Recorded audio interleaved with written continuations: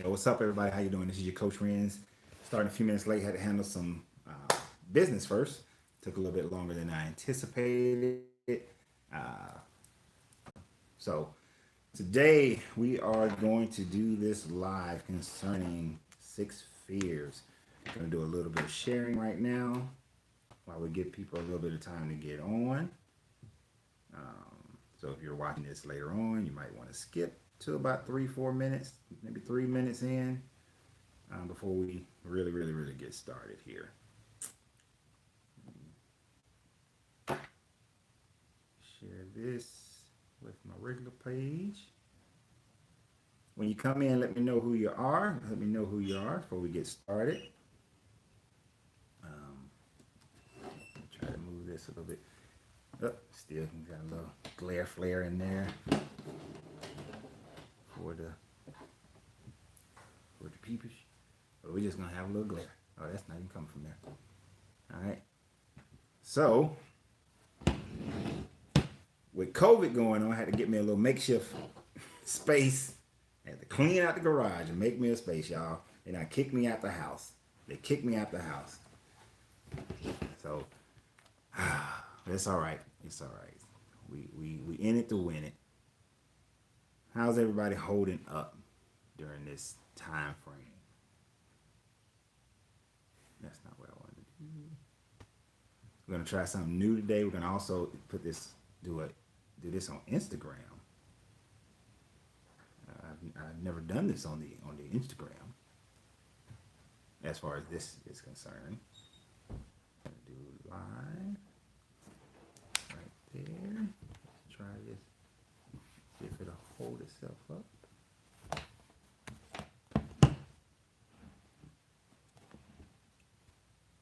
All right, guys, we're gonna get started here in just a second. Get started.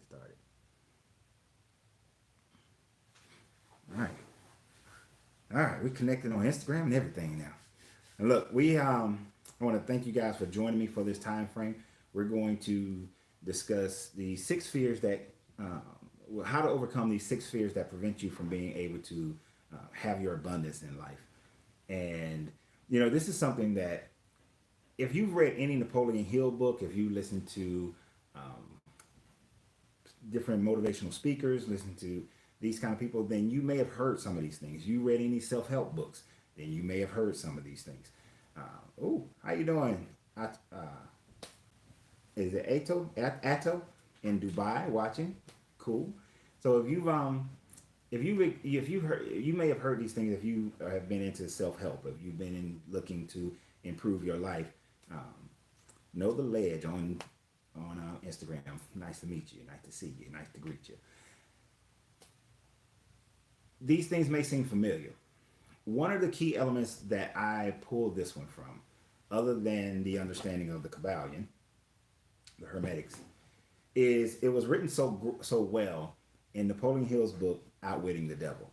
Many people who have read Think and Grow Rich have heard of these six fears because they're reiterated in Think and Grow Rich. There's a reason why I say reiterated in Think and Grow Rich. Is because in Think and Grow Rich was actually written after Outwitting the Devil, although Outwitting the Devil was never published until 2011. So that's a little, time gap there. So Outwitting the Devil was written in 1938. Think and Grow Rich was written after that. His wife and others didn't think that Outwitting the Devil would go over well because of the era and the mindset of the people of that day. But in 2011, the book was actually published. It's a great book. If you haven't read Outwitting the Devil, it's a great book. First and foremost, let me put it this way, before anybody rejects it just based on the title. The devil is not some outwardly spiritual being that he speaks of. The devil that he's talking about is the negative portions of your mind. Your portion, who you are. You are the devil of your own creation. You are the devil that creates the problems in your life. We always seem to want to look at the exterior, but the exteriors of our lives merely are reflecting what is happening on the inside. So when you look at what's going on around you, know that it's happening because it is reflecting 90% of it. Let me put a little carrot in there. 90% of it is being reflected based on who you are. The 10% does have something to do with other people outside of you. But even at that, you still determine your environment, you still determine the people around you, you still determine all these things. So therefore, it's still, as Marcus Aurelius would say, it's still up to you. It's still up to you. So um, this video could last easily 2 hours just with me talking. It could last 4 hours if you guys are communicating. But we're going to keep this down to an hour, hopefully. I know that when Instagram ends, it's an hour because Instagram only lasts an hour. But, and if it does end, I'll try to redo it if we're still in the middle. I'll start it back up if we're still in the middle. But here's the thing. We want to jump deep into this, guys, by understanding first what that negative portion of your brain does to you, what it does to you. This is the part of you that every person, every genius, every prophet, every mentor, everyone has always said just one seed of doubt. As much as one seed of faith can grow and build and do whatever, one seed of doubt will cast aside your entire life, your plan, your goal, everything that you have said in the front of your brain, your conscious brain that you want to achieve in life. One seed of doubt can destroy that. How you doing, Jose? How you doing, man? On YouTube. One seed of doubt. And please, everybody, subscribe to my YouTube page. I appreciate it if everybody was a subscriber on my YouTube page. Larenzo Reid is the name of the YouTube page. No big name on there. But one seed of doubt can destroy all your plans, can destroy your entire world of happiness. So we have to recognize that as long as that one seed of doubt is there, that you have put a stoppage on whatever you're trying to achieve. You've made it more difficult. You've made it more of a challenge to overcome. If you look at the history of any person and you listen to their story, they always tell you that it is when they came to a completeness of mindset that this is what life has to be. My outer life has to be XYZ. That is when change happened. That is when they actually achieve whatever it is they achieved. You know, I was listening to this video the other day, and it was about Shaquille O'Neal. It's like an unintended rivalry or happening that occurred where, what's up, Kenneth? Shaquille O'Neal actually attributed his ascension to the fact of him dealing with Michael Jordan when he first came into the league.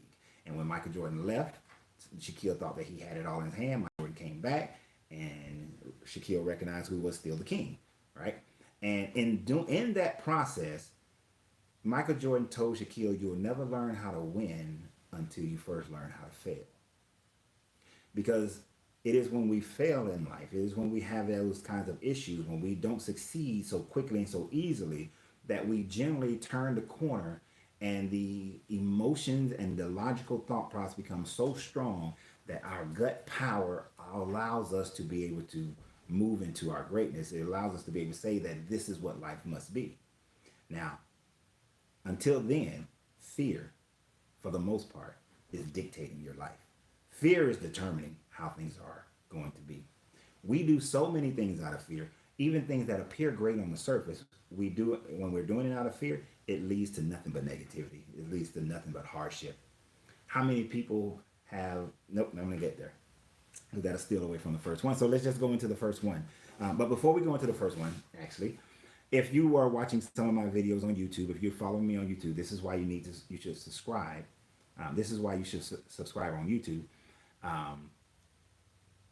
Kwamina, okay. Kwamina, I got the name now. Thank you. This is why you should subscribe to YouTube. On YouTube, I posted a video on meditation, how to open your base chakra. Your base chakra is blocked by fear. That entire meditation is dedicated to you being able to overcome your fears through meditation, how to sit still in peace and get the mental image of your fears floating away, flying away, being burned away, your fears going away from you.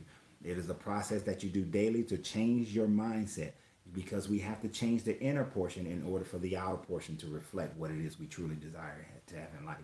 If you're not getting what you desire in life, start with fear first. We start with our fears, we overcome our fears, then we can move to the next thing, the next thing, and the next thing.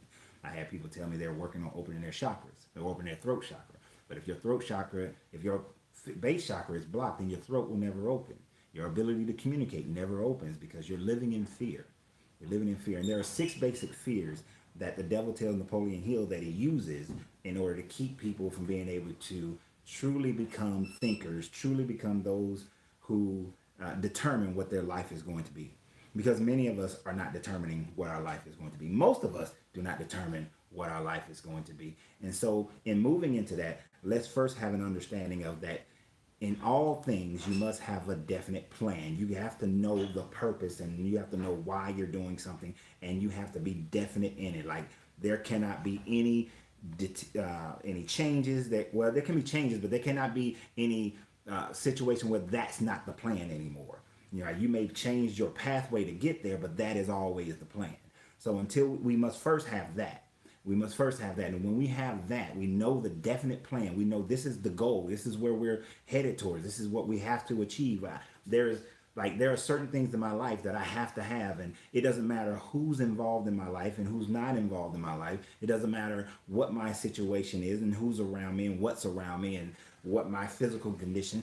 I must have these things. There are certain things I must have in my life. And those things continue to come into my life. Why? Because there is no plan B. There is no plan B. I have plan A.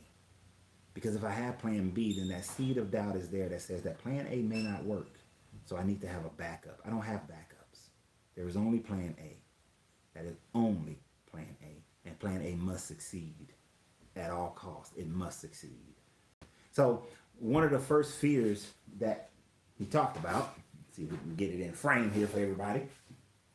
The first one is, of your 6 basic fears, we have the fear of poverty. Now understand the fear of poverty. There are people who are financially wealthy, but they have this fear of poverty that keeps them from being happy.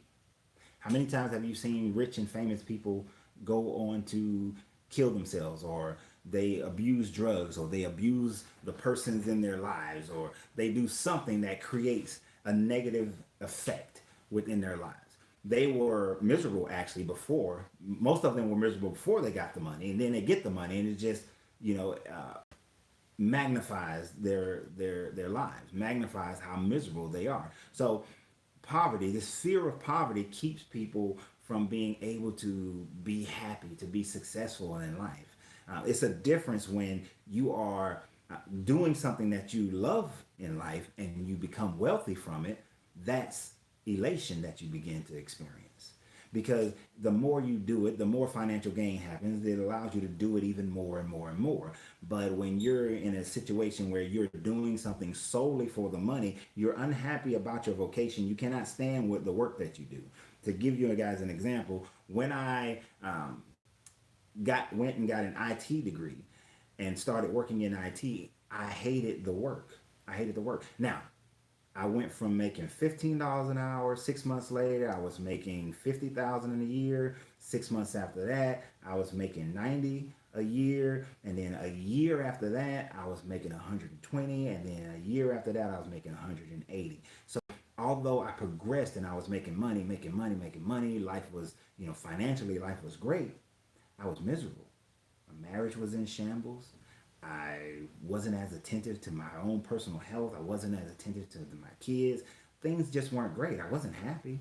And even though I had the money went out of my house so quickly that I couldn't really account for it. I didn't know where it was going. Jose said, and please throw your questions in there and I'll pause for the questions. Whatever kind of person you are when you're poor, it's just magnified tenfold once you get the money.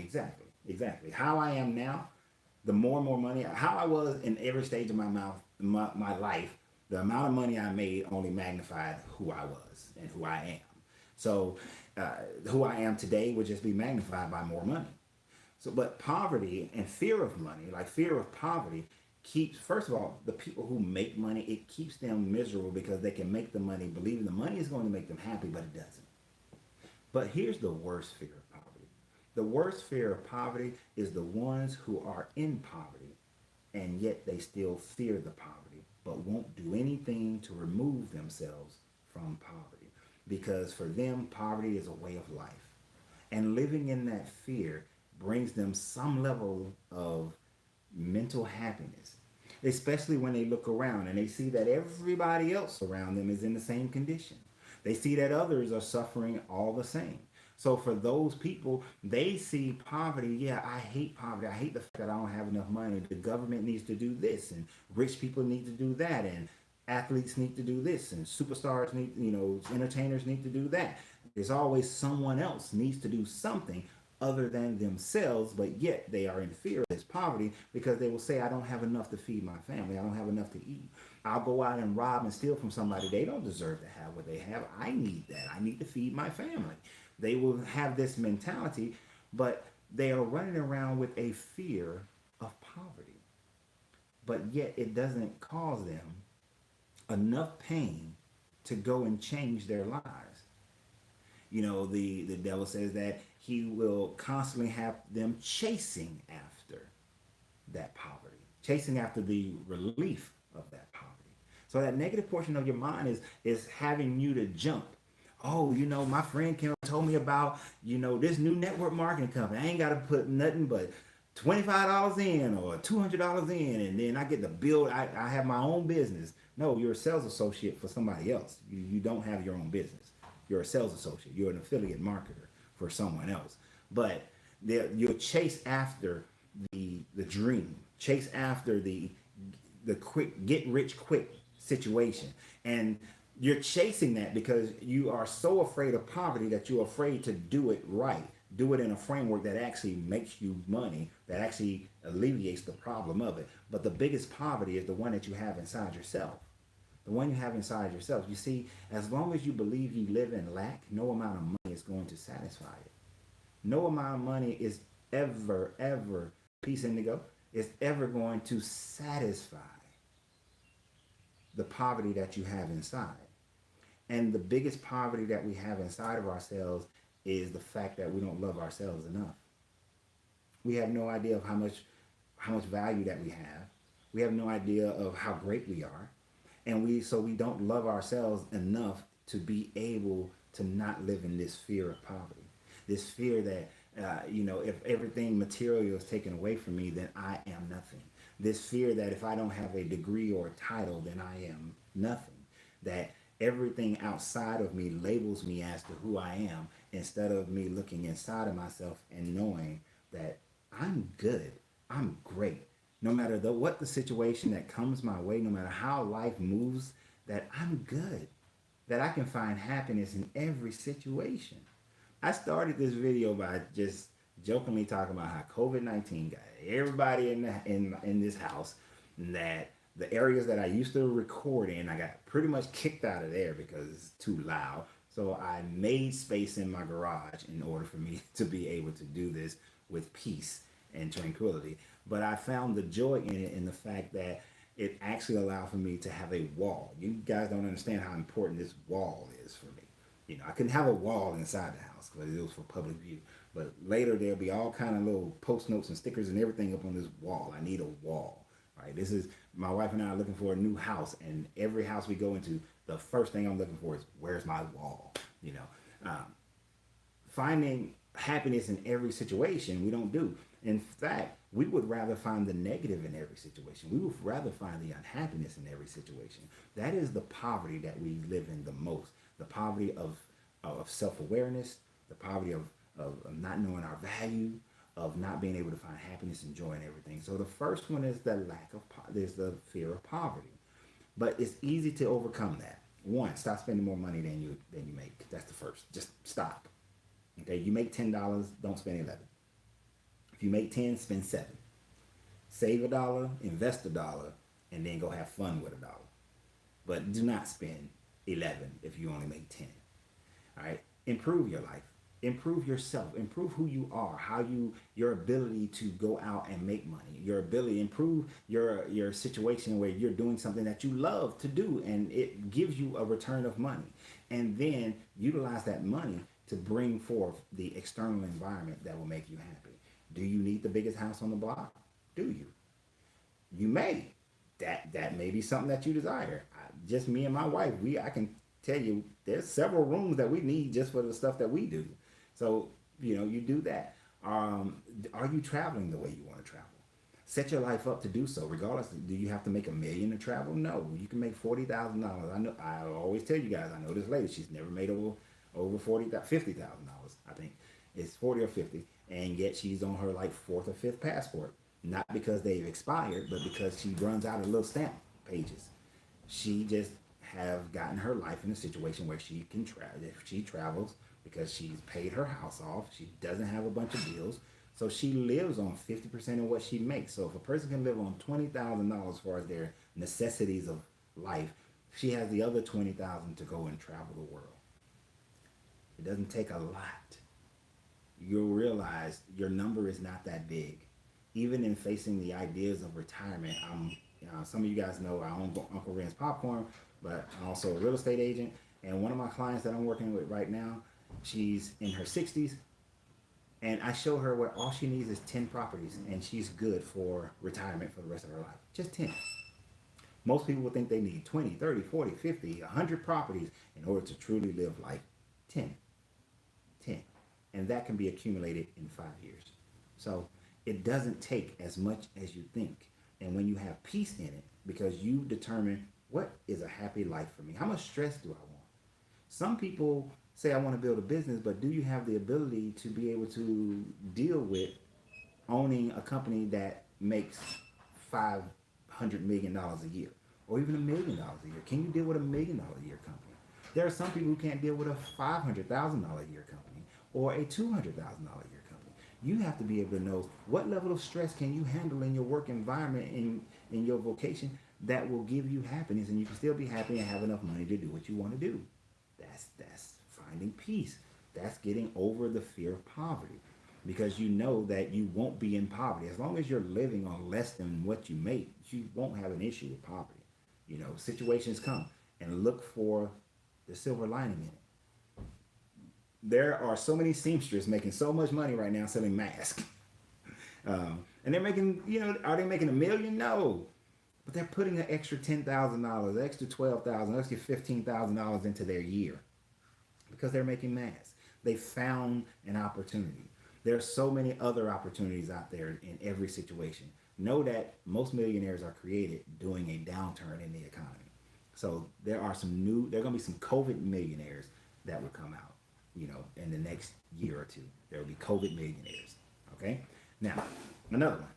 And this is probably one of the worst ones. Well, no, it's not. But it's a very difficult one for people to overcome. And that is the fear of criticism. Number 2, the fear of criticism.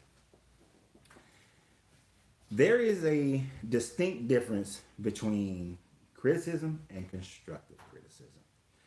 Most of us are in fear of criticism. The opinions of other people. How other people may perceive us, think of us, what their concerns of us may be. Napoleon Hill was threatened by the negative portion of his brain that if he ever published this manuscript of Outwitting the Devil, that the critics will come out, and the teachers and the priests and the government, these people would never allow for this book to be published, that they will dog him out in the newspapers, they would talk so bad about him and all these things. And he didn't fall prey to it, but his wife did.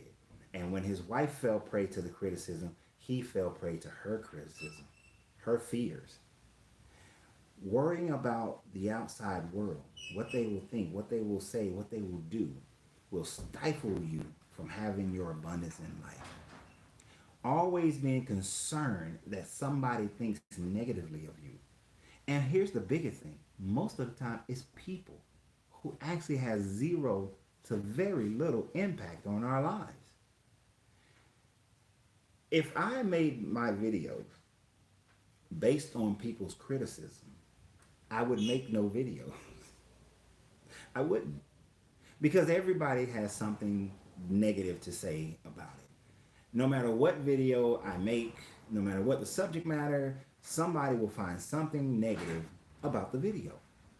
Now, if I was concerned about their negativity, then I would not make them. For those who were with me when I was heavy into debating and debating and breaking down the historicity of different religions, a lot of criticism came. But if I gave to that criticism, I would have never helped as many people as I did to move from one religion to the other or move out of religion, period. That those people will still be trying to figure these things out. They still be stuck. They still be facing a lot of anguish. And see, here's the thing: what people don't realize is that by helping those people, that they were able to deal with the rejection that they received from their families. They were able to deal with the societal rejections that they began to receive. They were able to deal with the rejection that they received within themselves. And I did that and I do that. Why? Because that's what I went through. But I went through that when there was no internet. There was no, no YouTubes and Facebook. There was no community to attach yourself to. I was just alone out in the wilderness by myself trying to figure this out, looking for revelation. And when it did come and it didn't fit the paradigm of other people, having to live amongst everyone and do it and deal with it on my own, right? Uh, Kwamina said it. I'm one of those who benefited from those teachings. Exactly, and I appreciate that. And some people criticize me because of the way I handle myself during that time frame. Some people criticize me for not being as angry and forceful, for not calling people names. I got criticized on both sides, and then as my friend Kevin would say, as I've evolved, I've gotten to a point where I don't need to be, for lack of a better term, ugly towards somebody else or to make people feel less than. I've evolved to a point where it is to each one, each one teach one. That's not what I mean. Let everyone be themselves.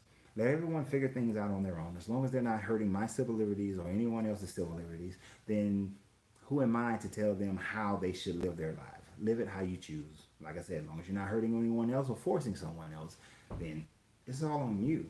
If you choose to follow the things that I teach, great. If you don't, that's great too. Are you a good person? That's all I really care about. Are you a loving person? That's all I really care about. If you do it through any isms or anities, that's on you, not on me. So it's just evolution of growing, of understanding the universe and universal law, and truly understanding love, which is why people are in fear of criticism. They don't understand love. They don't. Because even those who receive constructive criticisms doesn't understand that constructive criticism is coming from love, a point of love.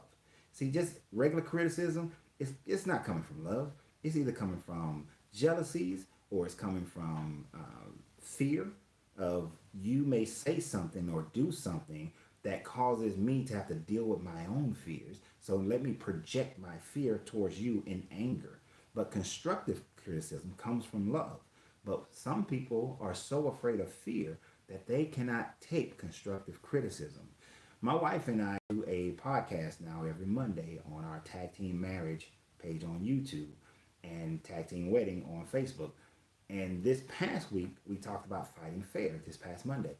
And one of the things that I brought up is the fact that when someone, oh good gracious, it just fell out of my head like that quick. But anyway, so I was talking about constructive criticism and how it comes from a point of love, and that when you are dealing with, when you were dealing with your mate, you have to know that your husband, your wife, they are coming to you when they criticize something. They should be, because we were talking about fighting fair. They should be coming to you from a point of love and how to, and they should put that in a way that makes sense. And one of the ways that I expressed it on that podcast, getting old and forgetful. No, I'm not getting old and forgetful. My mind is always like 2 paragraphs ahead of whatever I'm talking about.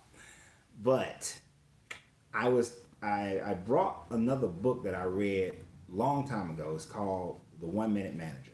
When I first came into the Marine Corps, one of my drill sergeants was like, hey, 1 Minute Manager is a book that you need to understand so that you can be a better leader. Now, when I read that book, I understood it to the point where this is how you show love to people, period. Whether they're your employees, they're your children. I raised my children based on this book. Was one of the books based on that book. But basically, it goes like this, and this is the best, in my opinion, constructive criticism you can actually utilize. I am astrology. Thank you for joining us. You criticize the activity or the whatever the action the person did. You uplift. Sorry, I started in the middle. You uplift the person. You uplift the person. You criticize the activity, and then you reaffirm the person. So the way that that would go is like when I was dealing with my children, I would say, Lincoln, I love you. You are a great kid. You are my son, and I expect a lot out of you. And you are great. You were very mean to your sister by taking her toy and breaking it. That it was not acceptable, and you made her feel bad by doing that. But I know that you are a great kid, and I know that you're going to do great things. So go apologize to your sister and go be a great brother. All right. I'm in Atlanta too. Oh, what's up, brother? I'm in Atlanta. I'm out in Covington, but I'm in Atlanta, in the metro Atlanta. So in that, and I don't always do it perfectly. I don't always do it perfectly, and you won't. You know, sometimes your emotions grab hold of you, and you get caught up into an emotional situation. Which, when we talk about how to cure these things on a whole, just go ahead and know that control of your mental thought and control of your emotions is how you get over your fears. Okay, that's going to be the answer for all of this. Controlling your emotions, controlling your mental thoughts will change your actions. Your inside has changed, your outside will change.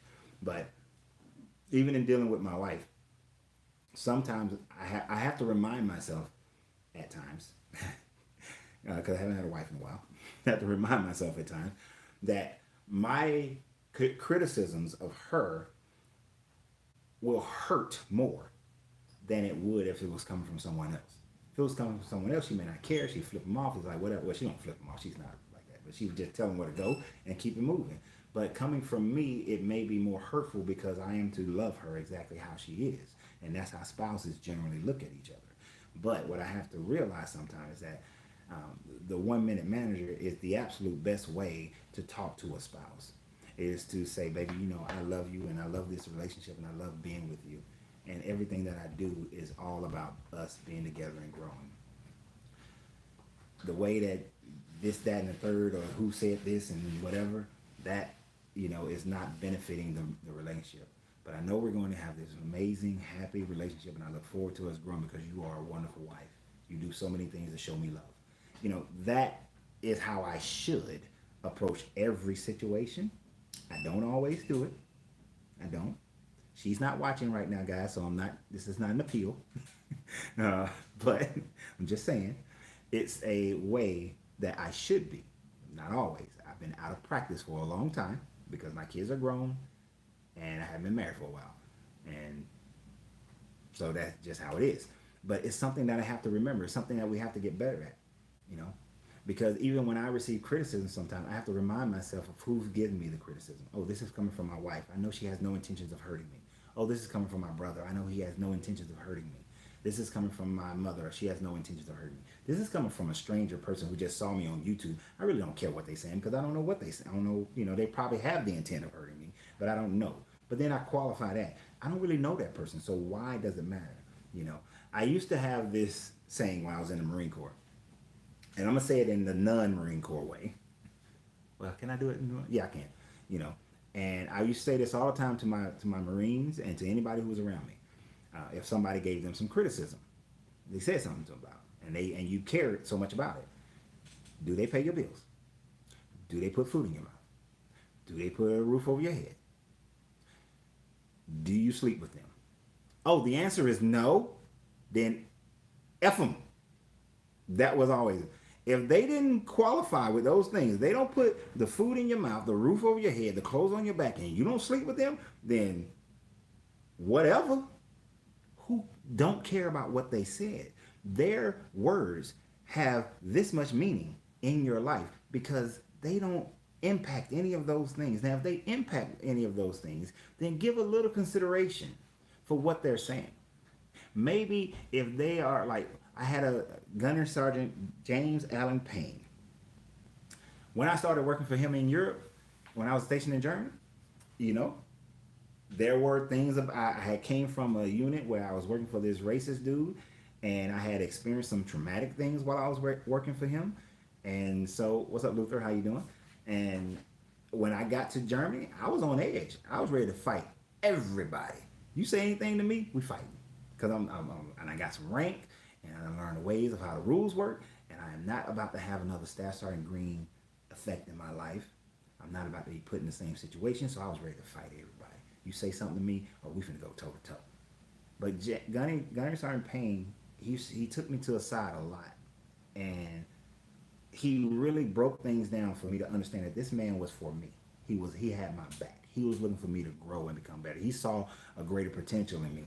So I recognized where his criticism was coming from, and yes, he had power over my money. Because if he wrote up saying that I was doing horrible as a Marine, I don't get promoted. You know, I don't get the meritorious mass. I don't get the Navy Commendation medals. I don't get the, any of those things. I don't get those things. I don't get the Navy Achievement medals. I don't get those. I don't get the good conduct medals, which that hampers your career. So if the person has something to deal with your career, evaluate the person. If this is a supervisor you work for, are they really just being hard on you, or they really just don't like you, or are they trying to build something that they see inside you? So evaluate the person before you dismiss the criticism, but know whether or not they take care of your house, they put food in your mouth, clothes on your back, roof over your head, or do you sleep with them? If those things are in there, take consideration for the person, identify where it's coming from. And if it doesn't come across to you as a point of love, then express that to them. Like, look, I know that you're not trying to hurt me, but when we have these conversations, the way it's communicated to me is in this emotional framework. So the situation needs to be reframed. When you reframe it, then everybody can win. But as long as you're walking around in fear of criticism, you're walking around taking everyone's criticism as a negative attack towards you, or you at a point where you can't even accept any criticism, then you will always live in fear. And the other persons can never actually be beneficial to your life because they can't say anything. They get to a point where it's like, man, why say anything? There's no reason to say it because no change is going to happen. There's no reason to say it because it's going to turn into, a negative environment. So I just, let them be as they be, and then let the chips fall where they may. So if you can't take any, then you're setting yourself up for failure, and you're going to live in that fear. And that fear is also part of your insecurities. So I was going to do a whole nother talk about insecurities, but that's part of your insecurities. We all have some level of insecurity about us, and that is part of those insecurities, is the fact that we can't take any criticism from anyone. No one can talk to us about our character, about who we are, about our actions, our activities, how we communicate with each other, how we don't communicate, how we live, or how we eat, or how we work, or all these things. When we can't take any criticism, we're living in fear, and our fear is emboldened by our insecurities, right? So we have to get past that. If you want to truly see abundance in your life, you have to be able to think through the criticism that's coming at you and not allow the emotion to be able to sway you left and right. That's how we win.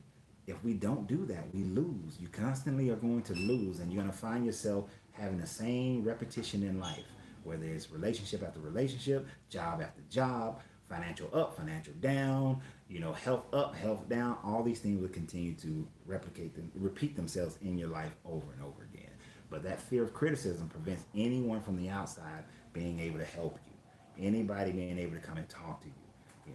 So we got to get past that. So now, the third biggest fear that we have, and this is so apropos for right now, that is the fear of ill health. Oh my goodness, COVID-19. So many people right now are running around in the fear of ill health. We're not going through pandemic of COVID-19. We are in a pandemic of fear of ill health right now. That's what we are. Am I saying that COVID-19 is not real? I'm not saying that at all. Am I saying that there aren't some, conspiracies that may have some validity of truth to them? I'm not saying that at all either. There may be some that have a little bit of validity to them because, Everything has a little bit. To every truth there is a lie, and to every lie there is a truth. All right. But what I am saying is that more than anything else, we are panicking. We are living in fear. Right. Here's the thing. It is not that you should go running out to go hang out with all these people and do all these things with other people. That's not what I'm saying. But what I am saying is go out, but be mindful. Be mindful.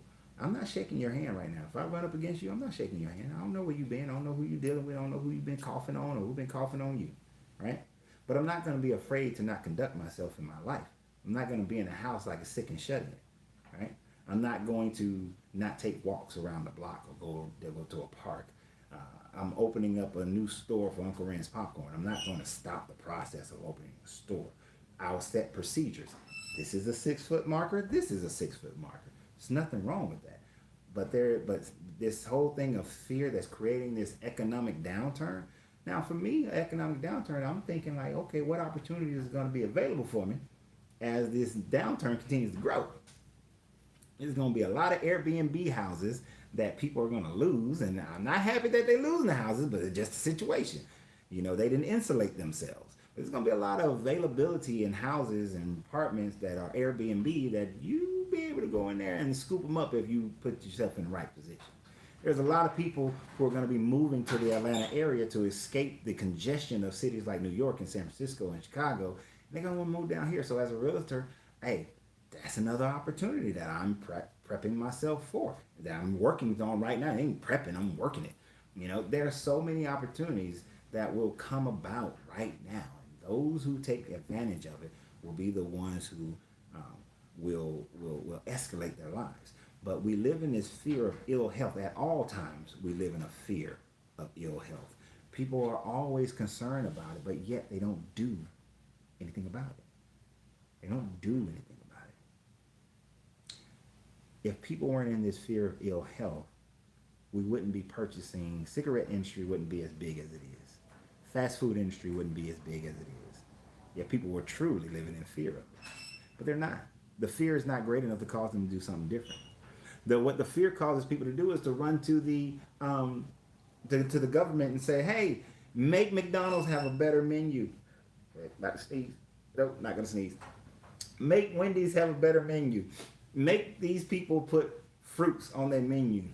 What was Michelle Obama's thing was, because this hurt a guy's business that I know of, make the vending machines carry nothing but healthy snacks. And his business just went like, because them kids were not buying them healthy snacks.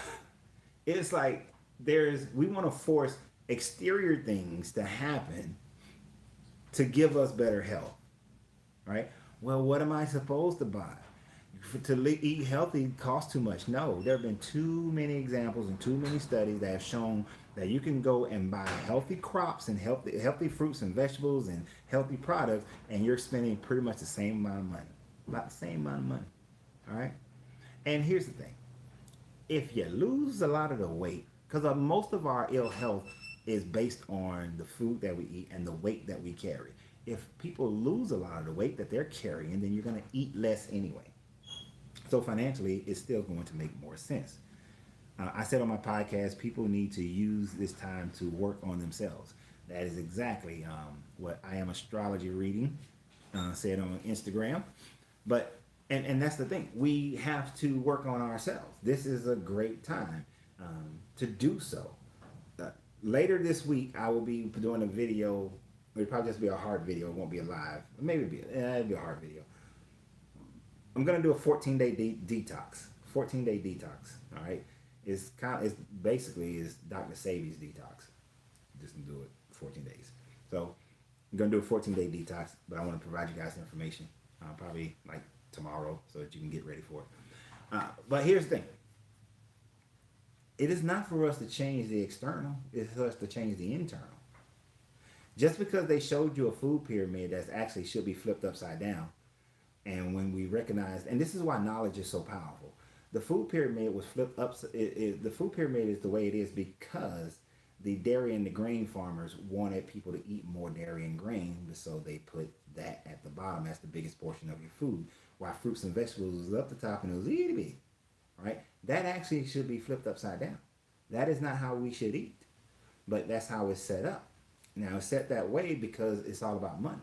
If we just stop accepting whatever they told us, they tell us, stop accepting it, and then actually look at the true research of the information, then we would live a better life. You wouldn't have a fear of ill health. You would know this human body that you exist, that you are in, this flesh, right? And you guys know I call this the poverty of the flesh.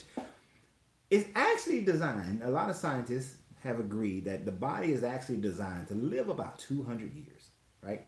About 200 years that this thing should be able to live.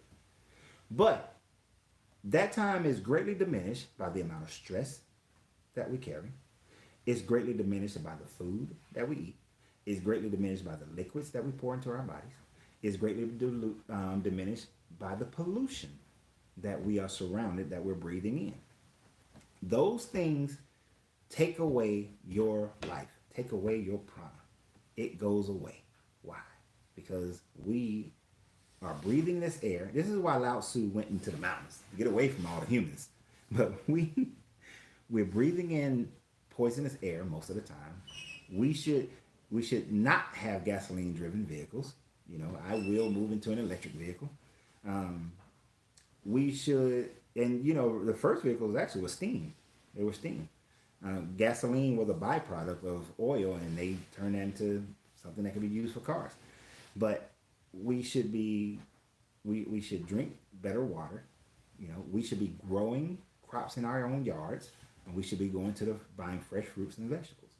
And here's the thing: the system will change based on us changing how we spend our money, right? And exactly what I Am Astrology said: you are what you believe in. If you believe, well, so let me finish this statement, and then get that out. If we spend where we spend our money determines what the economy is going to do. True business doesn't move based on what they want to do. True business moves based on what the market says, right? So every place that I've ever put a gourmet popcorn shop, the market said no. Well, not every place. I'm sorry. Let me rephrase that. Every place that it didn't work out, the market said no. In the places where it was working great, but then changes happened, then the market changed and the market said, not in that spot. Should I be mad? No. It's just the market. It's what happens. It's business. Get over it and move forward. Right? So even right now, yeah, my wife owns a daycare center. And she was in a phone call today and a conference thing.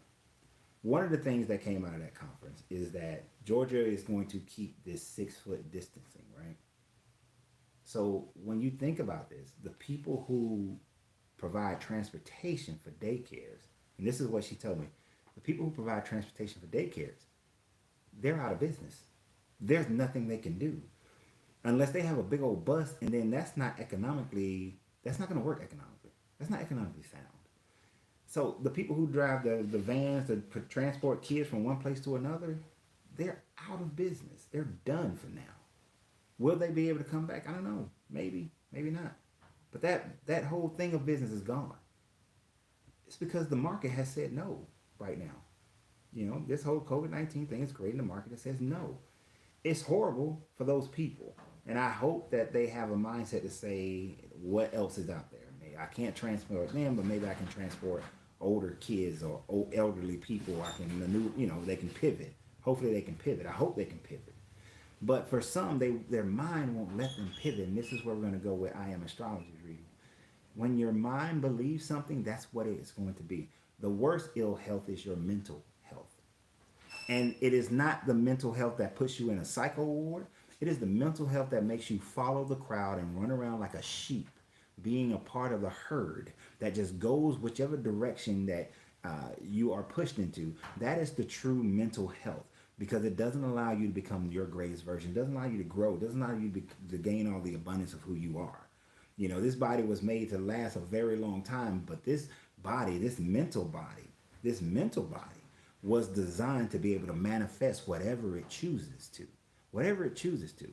No matter what you believe, Your religions have all told you that you have the power to manifest whatever on this creation that you desire, that you can create whatever it is. I don't care what your religion is, they all say this, right? They all say you are what you think. As a man thinketh, so shall he be. They all tell you that. But how many people actually think independently, think for themselves? How many? How many?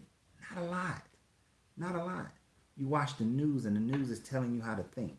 They're telling you if you're a Democrat or you're a Republican, they're telling you how. As you're a Democrat, you need to think this way. If you're a Republican, you got to think this way. No matter what Trump does, he's wrong. No matter what Trump does, he's right. No matter what Dr. Fucci, whatever, I can't say the man's name, so apologies. Whatever he says, follow it. You know, if you're on this side or that side. If you're black, follow this one. If you're white, follow this one. If you're Asian, follow this one. Everything, your culture. If you're from Thailand, follow this one. If you're from America, follow this one. If you're from England, follow this one. Whatever it is, you're from South Africa, follow this one. You are told what to think before you even get a chance. The worst thing that we do is that we stop children from being able to think freely. That's the worst thing that we do. We create this mindset early on in life by every time a child does something, we come at them with a stick. We come at them with a verbal stick or a physical stick right off the bat before we try to even understand the mind of the child, before we try to understand the movements of the child. And you were done that way and you think you turned out all right. And so you do the same thing to the next generation and so on and so on and so on.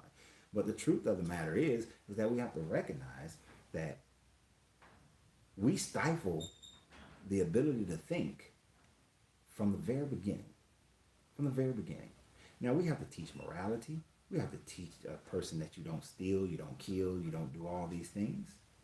But we have to allow a child to be in an environment where they can make a mistake and not be put into a situation of shame. Because when they're put into a situation of shame, it blocks them from ever being able to grow. When we do these meditations for our chakras, understand that your first chakra is blocked by fear. Your second chakra is blocked by shame. Right? Your third is blocked by guilt. So if you are giving shame to a child over and over again, or someone is making you feel ashamed over and over again, your power chakra never opens because you blocked the flow way before you ever got there. You're living in fear. You give someone shame. Power chakra never opens. Power chakra never opens. And then guilt comes after that.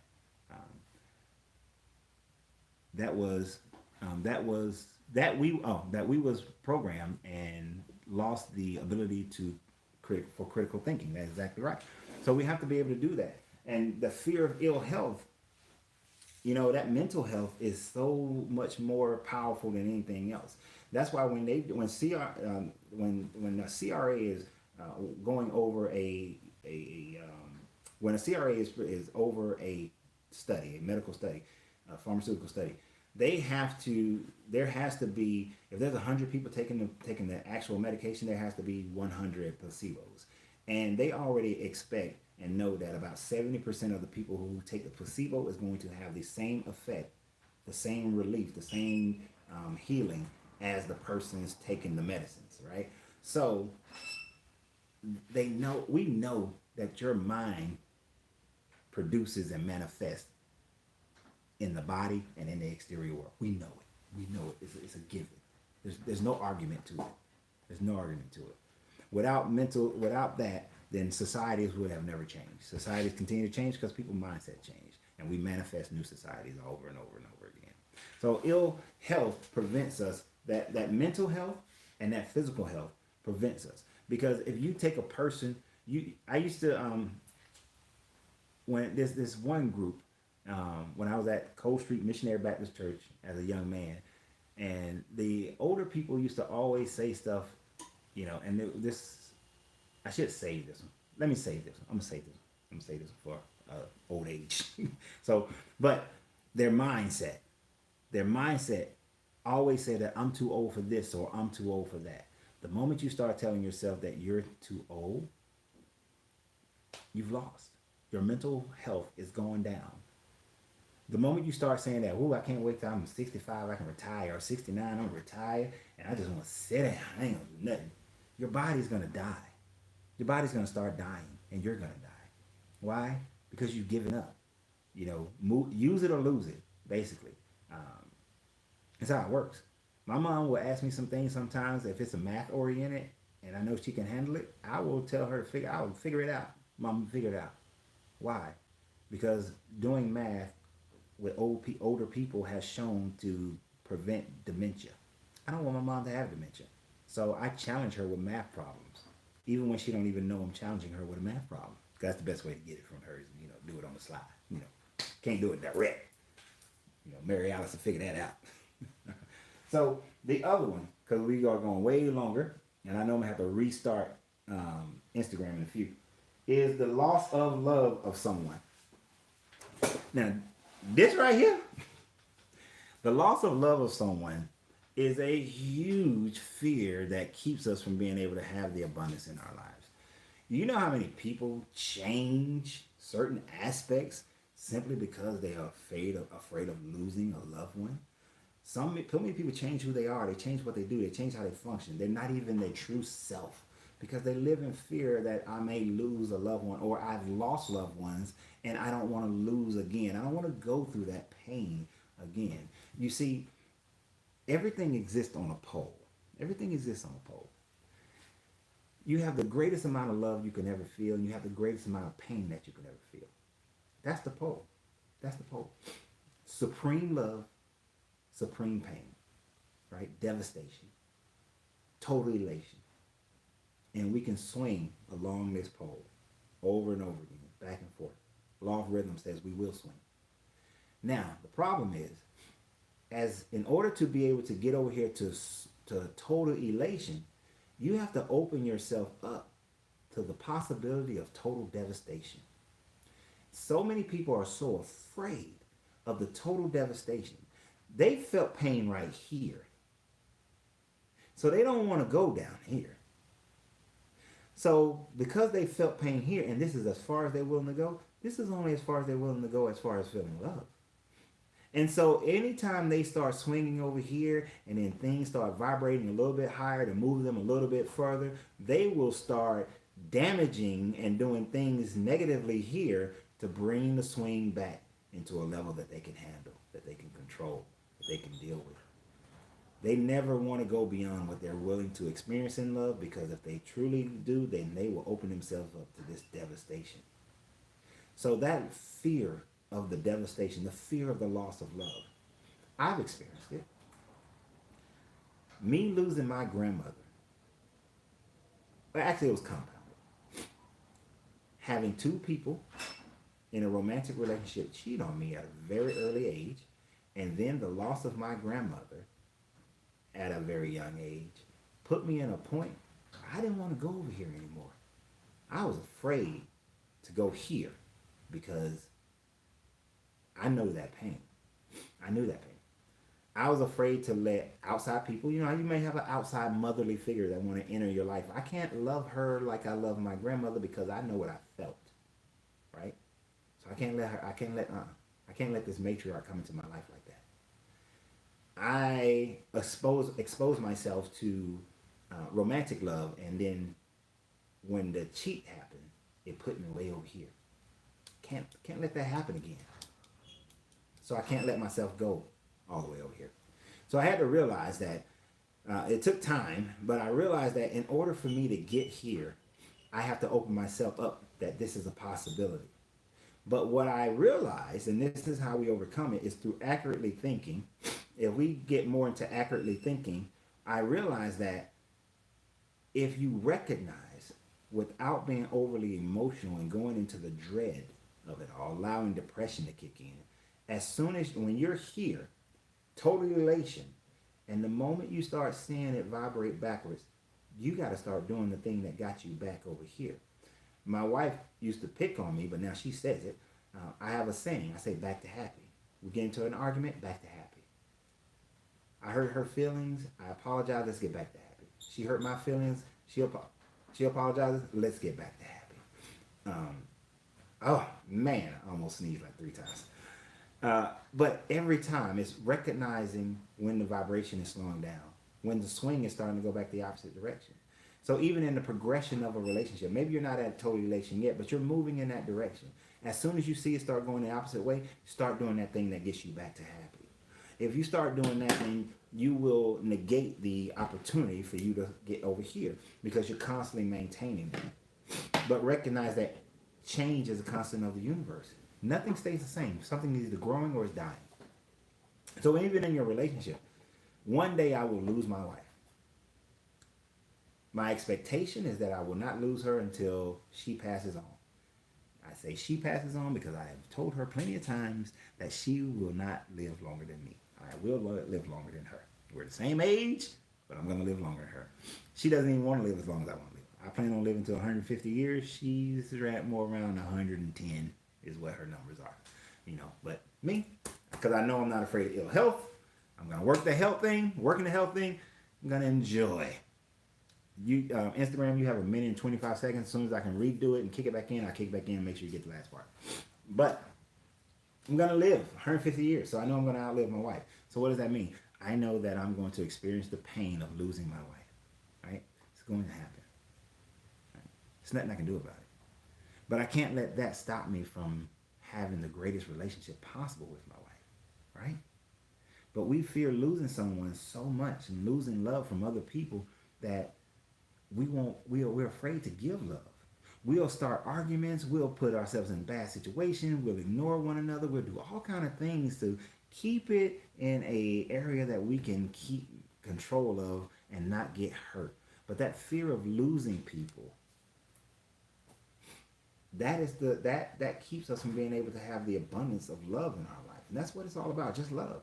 One day I'll lose my kids.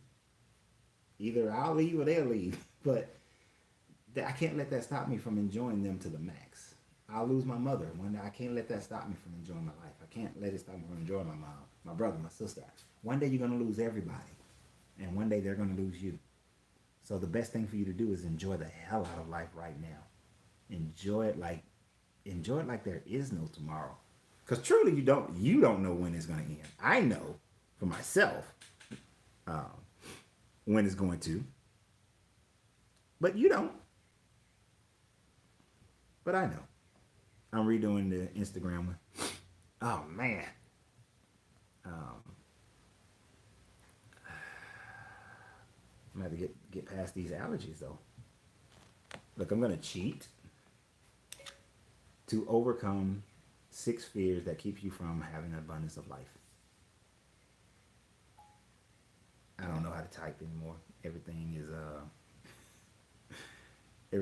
is now done through talking to the machines. So, as I get time for that to reboot, we have to realize that we're going to lose everybody. So enjoy the hell out of everything in life right now. The reason why I do back to happy because time is the only precious thing that we have, right? Time is the only thing we can't get back. It's not, Oh, you came over to, okay, cool. Paul, got you. So we want to come, you have to just live your life abundantly right now. When things are not going your way, this is why I said earlier, you got to get the mental mindset to find what's great about it, to make it great as soon as you possibly can. Otherwise, you're going to constantly be living in that fear. And nobody wins when you're living in that fear. So you don't want to live in that fear. You want to live in greatness. You want to live in abundance. So the next one is the fear of old age, right? Fear of old age. I remember being like 10 and thinking 20 was old. Then 20 felt great. And I thought 40 was old. Got to 40, feel great. And I thought that, for a minute, a split second of a minute, I thought 80 was old. But now that I'm 48, I realize that there is no such thing as old. There isn't. Things just are. Things just are. We were watching Kung Fu Panda 2 and 3 recently. I love Kung Fu Panda, by the way. I watch it by myself. Don't need anybody else. Don't need a small child to watch it. I sure will. And in all three Kung Fu Panda movies, it's all about self discovery. It's about self realization and then self discovery. And then it's about growth. It's about overcoming your past so that you can live in the present, so that your present can make your future. Right? I'm enjoying the old man thing. That's what Jose says. And the thing about it is, everything is now. That's the only thing that exists is now. If you watch the video I did the other day and talked about verse 14 of the Tao, it is about understanding what's present in your current moment, and that's all that matters. Let me see what it says. Just going to read this to you real quick. Verse 14: eyes look but cannot see, ears listen but cannot hear, hands grasp but cannot touch. Beyond the senses lies the great unity, invisible, inaudible, intangible. What rises up appears bright, what settles down appears dark. Yet there is neither darkness nor light, just an unbroken dance of shadows. From nothingness to fullness, and back again to nothingness. The formless form, the imageless image, cannot be grasped by the mind or might. Try to face it, in what place will you stand? Try to follow it, in what place will you go? Know that which is beyond all things, and you will know everything here and now. Know everything in this moment, and you will know the eternal Tao. Right. It sounds like it's talking about the brain. It's actually talking about what the Kabbalion talks about as the mental universe. That everything in the universe is a mental creation. That there is no start or end. There is no beginning and ending. There's no black and white. There's no new and old. Right? Everything is just changing and becoming what it is to become and is. It just is. That's just life. And when you recognize that, you live in the moment of now. Because you can't really do anything about the past. And you can't really do anything about the future. No, you can't. Only thing you can do something about is right now. Now, the right now will give you a difference in your future depending upon what you do right now. Just like, I don't know who Cuomo is. I think he's I don't know if he's the guy from New York. I don't know if he's the mayor. I think he's the mayor of New York. But he was saying, and I'm not trying to get into his whole thing, but he said that where the statistics are right now is where they are right now. Show me what you do today, and I'll tell you what the statistics will be tomorrow, is what he said. What we do today will determine what the statistics are going to be in the next few days, whether they go up or whether they go down or whether they stay the same. Your life is the same way. What you do in the right now is going to determine what happens tomorrow. How you perceive your past is going to determine what you're doing right now. So the fear of old age is if you're perceiving your past as the good old days, the glory days, or I wish I could, I wish I would have done. I don't even do those things anymore where people say, if I knew back when I was 20 what I know right now, well, that's an impossibility, because how would you know at 20 what you know right now? You can't. Your life experiences have gotten you to where you are right now. So the real question is, what are you going to do with the knowledge that you have right now, in the right now? So that the future that you predict that you would have right now, if you knew what you knew back then, you can have it later. You understand? Because some of the stuff is unrealistic. People are like, oh, if I knew what I knew right now, I'd go back, I'd buy Microsoft shares. Okay, no, you don't know that. You buying Microsoft shares may change the whole perception of Microsoft. How about that? I watch time travel movies. I love them. But that's not how time works. The thing is, if you really believe that if you knew back then what you know now, and that your life will be so much better, it's only based on the fact that certain events happened. But it's the wisdom that you should be questioning. The wisdom is what you should be saying. If I have the wisdom that I have today back then, not the knowledge of events, but the wisdom. Because you could have had the knowledge of events, but still go back then, buy you a whole bunch of Microsoft shares, become one of the first investors in Microsoft, then you spend all the money, lose all the money. You don't know how to build a relationship. You don't have the wisdom of a relationship. So you get into bad relationships. You become a drug addict. Then you wind up killing yourself, suicide. So you never reach 48 years old. What does it all matter if you don't have the wisdom? So what you should be saying is, with the wisdom I have now, how can I make my tomorrow better? How can I make my today better? So that my tomorrow will be another day that just gets better than the previous day. If you're making every day better than the previous day, then there is no fear of old age. Because you know that in life you are progressing. If you're constantly using your mind to think and get better, then you should, barring any genetic issues, you should have a sharp mind throughout your entire life. If you understood truly that there is no such thing as old age, that everything is just fading from one shadow to the next shadow, from light to darkness and back to light again, that everything just continues to evolve, then what is there a fear of old age? Old age is just you moving closer to the next understanding of life, your next level of consciousness. If you're afraid of old age, then exercise so that the body doesn't hurt. I mean, I saw these two dudes walking in a store about a week ago, and I'm looking at them, and they're moving kind of slow. They got that little shuffle going. And I looked and I said to myself, most people was like, man, I hope I don't end up like that. You know what I said? I said that, whew, I'm glad I exercised today to make sure that, I'm glad I exercised today because I'm not going to end up like that. That's what I said. I'm glad I exercised today. I won't be ending up like that. I saw some people walking like that the day before. Hey, Jamie, how you doing? And I was like, I'm glad I did yoga because I just watched the way that man just bent over and had to hold his side. You know how they do to hold the side and you bend over like, oh, I gotta get down here. I gotta pick this up. You know, he was doing the old man bend over.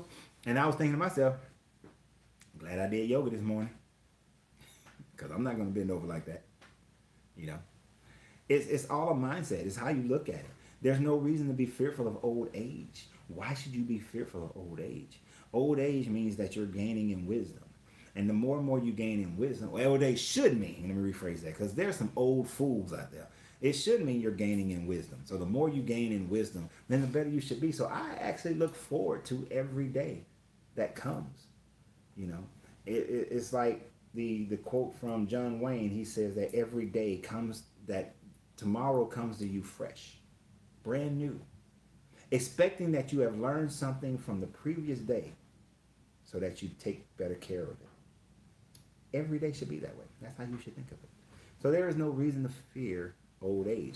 But people are in such fear of old age that they're rushing to try to accomplish everything in life right now. They're adding stress to themselves. They're eating, improper foods. They're doing everything they possibly can. There are people, I got to go out and have as much sex as I possibly can because when I get older, it may not work. It may be too dry. It may not get up. One of the two may be going on depending upon if you're a man or a woman. And you just like, oh, but let me go and get it.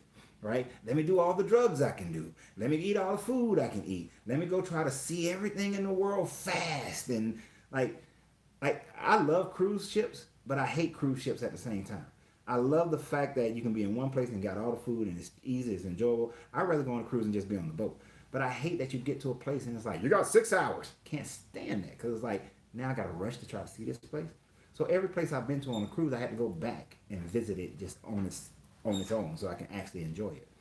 But it's about stopping, enjoying every day, not being afraid of old age. And that one old age thing.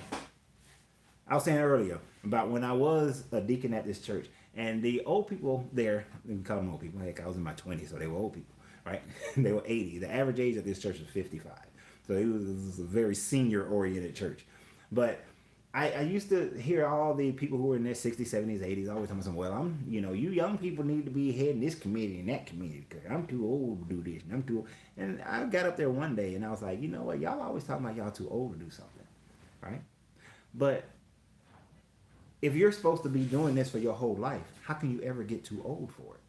If you're supposed to be going out and being this loving person for your whole life, how can you ever get too old for it? You're supposed to be this charitable person. How can you ever get old to it? If you're supposed to be preaching this, how can you ever get too old for it? If you're supposed to be doing anything that this book says that you're supposed to be doing, how can you ever get too old for it? Because I've never read a verse in there that says you get to a certain age, you get to stop. Never in there. When I've read the Bhagavad Gita, there's nothing in there that says that you get to a certain age, you get to stop. The Quran says you never get to a certain age, you get to stop. The Vedics doesn't say you get to a certain age, you get to stop.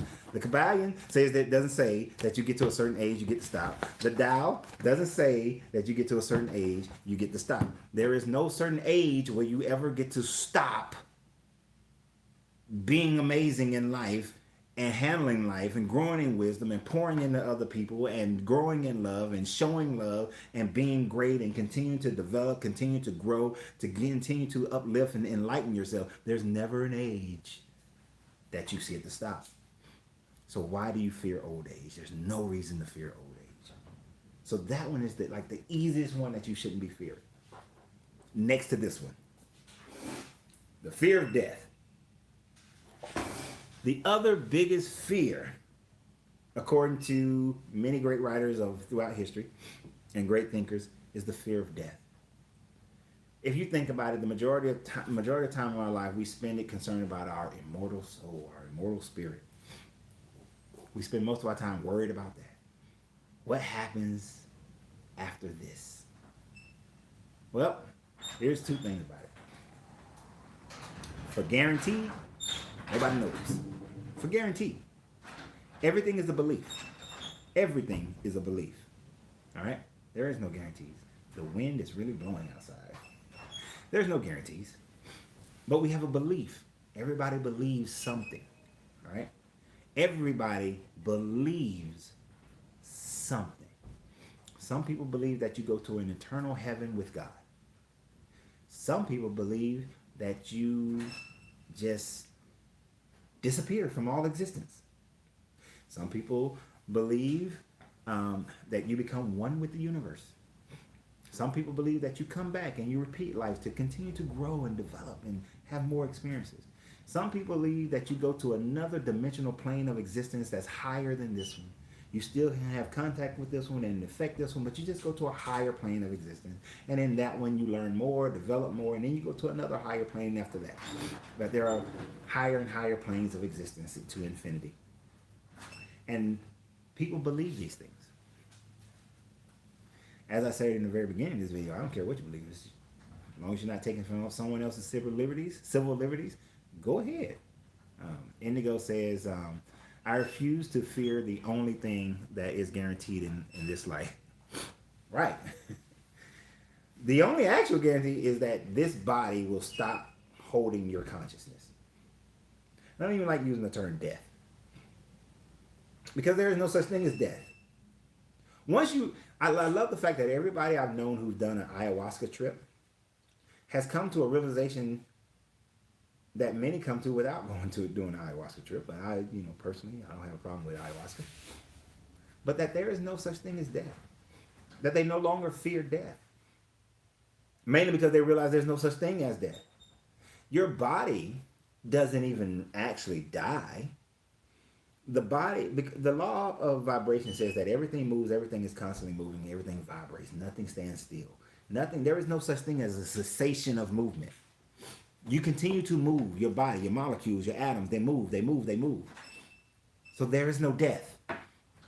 There is merely transmutation of one form to the next form.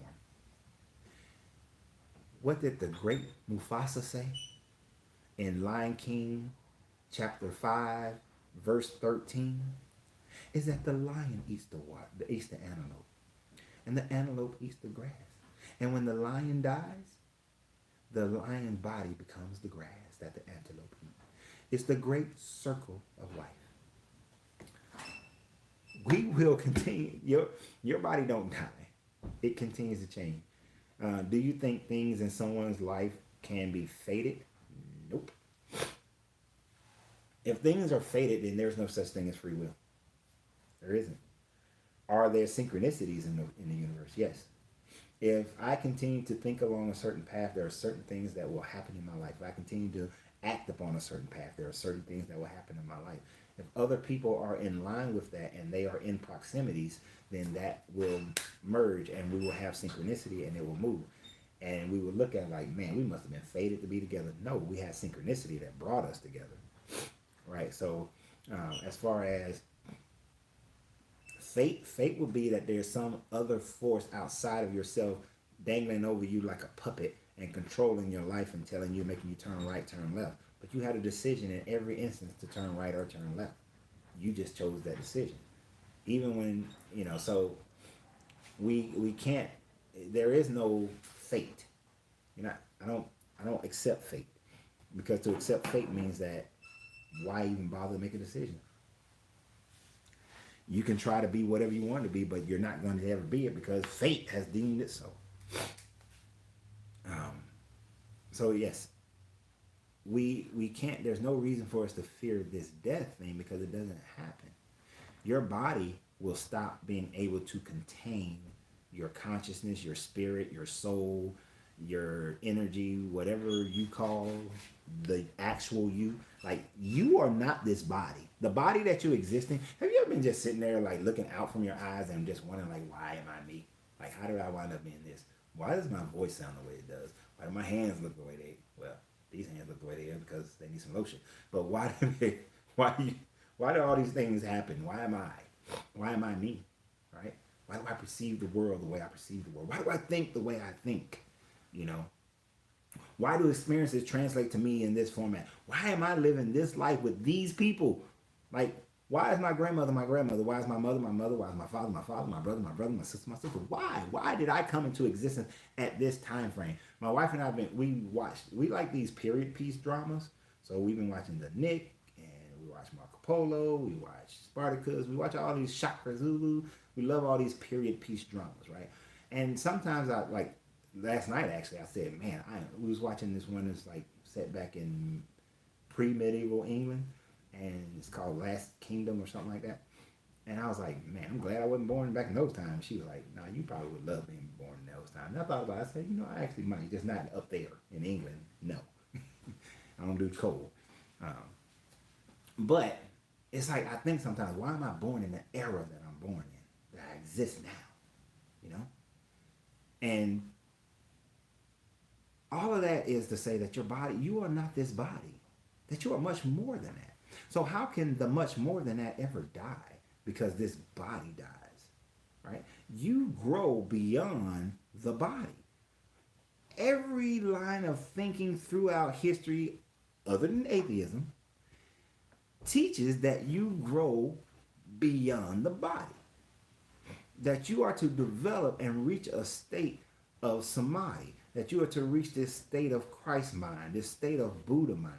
That is your or entering the or living the eternal Tao. That you are supposed to become the hermeticist, the alchemist. That you are designed to continue to grow and develop and become greater. The actual word pharaoh doesn't mean king or emperor or anything like that. It means what you are to become. So we are to become this greatness. This greatness is bigger than the body. One of my favorite writings is the Gospel of Thomas, which is a writing found in the Nag Hammadi Library in England, written by Gnostics. And they say, seek and ye shall find. Once you find, you will be disturbed. After you are disturbed for a while, you will be amazed. And after you are amazed, you will rule over all. It's talking about not ruling over all people, but ruling over yourself.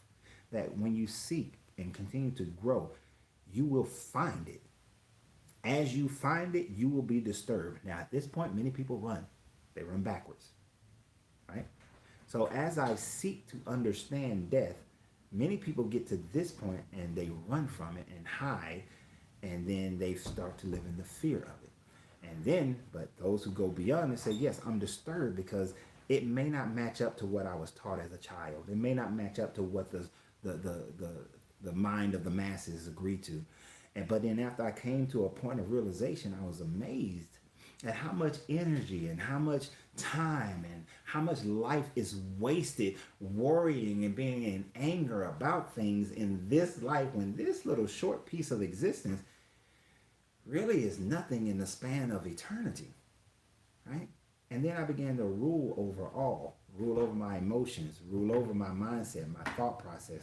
I begin to rule over these things. And then more and more I rule over these things, the better my life has been. Have I always had the most money? Have I always had the greatest time? Have I always had the greatest health? No, but mentally my life has been great. It's awesome. It's always improving, constantly improving, because there is so much peace that regardless of everything that goes on around me, the eye of the storm is where I sit, and I sit in that peace.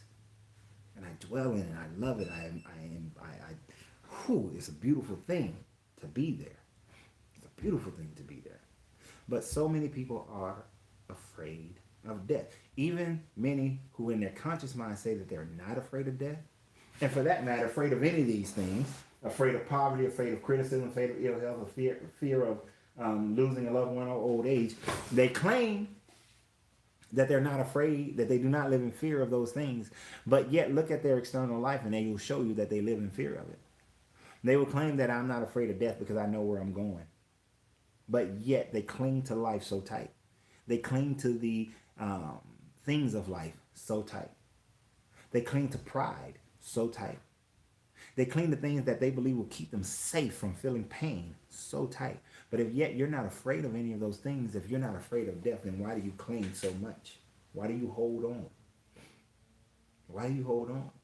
You see people talking about opening their crown chakra. You can never open the crown chakra if you're living in fear. Because that fear tells you that, well, to open that crown chakra, you have to be able to release all your earthly attachment. Release the attachment that you have to this plane of existence. But as long as you're still holding on to any of the levels of the planes of this existence, you cannot. Still holding on to the material world, you cannot. Still holding on to the intimacy world, cannot. Still holding on to what you can control, your power world, you cannot.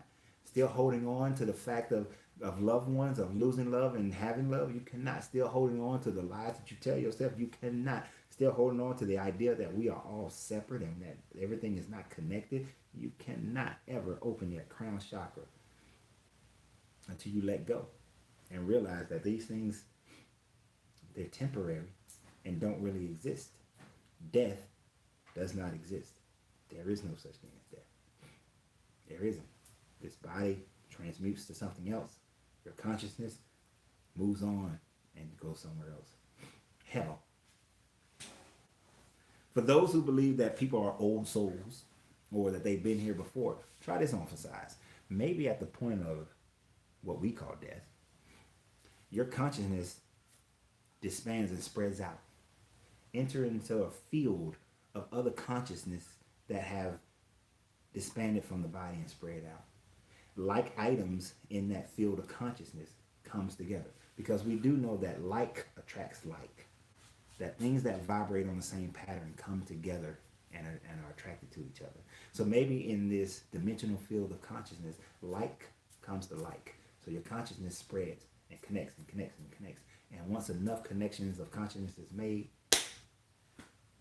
it comes and becomes another body on earth. And that's why that person says, I remember my past life. I've been here before. Because depending upon those likes, they formed a new body. Here's the thing. Everything I just said cannot be proven, nor can it be disproven. Can you make a logical argument for it? I just did. Can you make a logical argument against it? You sure hell can. But you can't prove it either way. So because we don't even know, but what we do know is that your consciousness doesn't die, why be afraid of death? There's no reason to be afraid of it. So in all of these things, guys, let's wrap it up. In all of these things, fear of poverty. First of all, if you read Napoleon Hill's book, Think and Grow Rich, you'll get some of this. But if you really want to get it in the way that he expressed it, go read Outwitting the Devil. It's spread throughout the entire book. All right? Throughout the entire book. You know, I love the fact that, like, it's just spread throughout the entire book. But what we have to do is get into accurate thinking. Accurately thinking will have a definiteness of purpose and plan, right? Have that. Definiteness of purpose and plan. And then we must have accurate thinking and control over our emotions.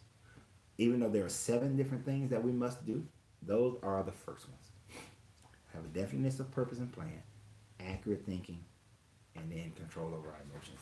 You see, when you know exactly where you're headed in life and what's expected in life and what you're going to get in life and what you're going to manifest in life, and that there is no plan A, there's no plan B, then that's it. Your mind is constantly on there. Wherever your focus is what will materialize in your life. So if you're focusing on the negative things, you're going to get the negative thing. If you're focused on the fear, you're going to get the fear. The actual fear that you focus on is what you're going to get. So as long as your focus is there, that's what you're bringing and manifesting into your life. So stop focusing on it. Change your mindset. That's why I had people doing the meditation where you sit there and you meditate and you see those fearful things going farther away from you and you replace them with what it is that you truly want to have in your life. If you're a fearful person, then see yourself as a confident person, and then start acting confident. Put your shoulders back when you walk into a room. Keep your head up. Be confident in how you speak. Don't milly mouth around. Even if you're wrong, say it like you're right, and then but be conscious and willing to accept the fact that you might not be right. And if somebody shows that you're wrong, you know what? You're right. I was wrong. But now be confident in your new way of thinking. Don't be some wuss and sit up there. Well, and these things are you can easily train yourself to be better at these sorts of things. But then when you get at the more and more you have accurate thinking, you start acting that way. Control your emotions. Controlling your emotional outbursts will control whether or not you respond to a situation or react to a situation. If you yell and scream or go all emotionally out of control because somebody stole your bike, how is that helping you to go get your bike back? You won't. If you are acting emotionally out of control with your children, all you're doing is putting distance between you and your children. If you're being emotionally out of control towards your spouse, you're putting distance between you and your spouse. As long as you continue to act out of control of your emotions, you will get farther and farther away from the goal, the beauty, the elation that you're looking for. And the thing about it is that the more you do that, the less happiness you're going to have. But you believe that you're trying to create this happiness, and you're just not. You're not. So what I want you to practice is to look at a situation and get the actual information. Now, when you get that actual information, you do use the acronym of fear. Do I face everything and attack? Or actually face everything and respond? Face everything and respond? Or do I forget everything and run? Neither is bad.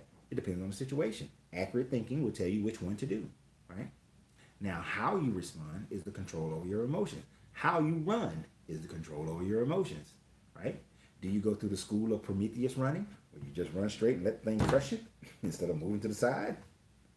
Or do you face everything and figure out how do I defeat this challenge that is in front of me? How do I overcome this challenge? And you face that thing and you overcome that challenge in a way that gives you victory over whatever it is. You know, how do you handle it? How do you handle it? Evaluate it in its correct form. Put it in its right frame. You do that, your life will get better and better and better and better and better. You know, in my relational life, I was dating people that I knew wouldn't fit into my frame, wouldn't fit into my paradigm. Not that they were bad people, they weren't. They were good people, just not for me. So I had to reframe my search, reframe my acceptance, my looking, who am I going to be with, so that it fit into my paradigm. Does that mean everything is perfect? Of course not. How can it be? 8 billion people on the planet. You think 2 people are going to come together and everything be perfect? No, it's not. But the thing's constantly moving towards total elation. Sure the hell is.